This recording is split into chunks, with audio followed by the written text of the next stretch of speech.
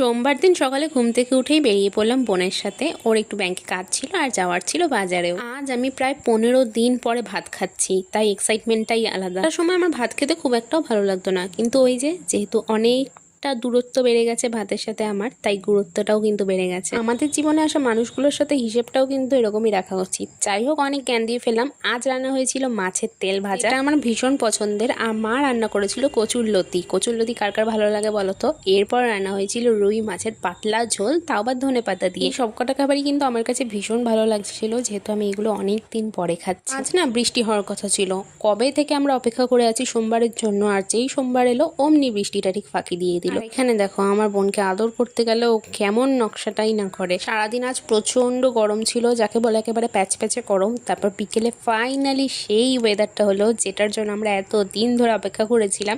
বৃষ্টি তো তেমন হয়নি, কিন্তু প্রচন্ড ঠান্ডা হাওয়া দিয়েছে। বাই।